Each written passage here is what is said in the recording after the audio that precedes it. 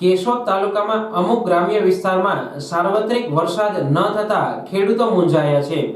કેશોદ તાલુકાના અમુક ગામોમાં છૂટોછવાયો વરસાદ થતા અમુક ખેડૂતોએ ભગવાનના ભરોસે સાહસ કરી વાવણીના શ્રી ગણેશ કર્યા છે। ગત વર્ષની સરખામણીએ 10 થી 12 દિવસ વરસાદ મોડો અને ઓછો થતા ખેડૂતો મૂંઝવણમાં મુકાયા છે।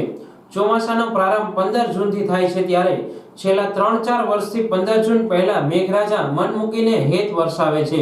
ગત વર્ષે 10 થી 12 જૂન સુધીમાં કેશોદ તાલુકામાં 10 ઇંચથી વધુ વરસાદ થયો હતો, ત્યારે વાવણી કરતા થનગનતા ખેડૂતોને વરાપની રાહ જોવી પડી હતી। હાલના વર્ષે આજે 27 જૂન સુધીમાં નહિવત વરસાદ થયો છે। વાવણી લાયક ન કહી શકાય, છતાં અનેક ખેડૂતોએ ભગવાનના ભરોસે સાહસ કરી વાવણીના શ્રી ગણેશ કર્યા છે। જોકે સમગ્ર તાલુકામાં સાર્વત્રિક વરસાદ થયો નથી।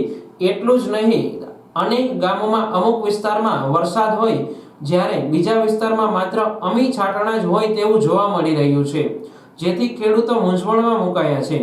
સાહસ કરીને વાવણી કરી છે અને જો મેઘરાજાનું ફરી થોડા દિવસોમાં આગમન ન થાય તો મગફળીને પિયત આપવા પૂરતું પાણી પણ નથી, ત્યારે મેઘરાજા અમી દ્રષ્ટિ રાખી મન મૂકીને હેત વરસાવે તેવી ખેડૂતો આશા સેવી રહ્યા છે।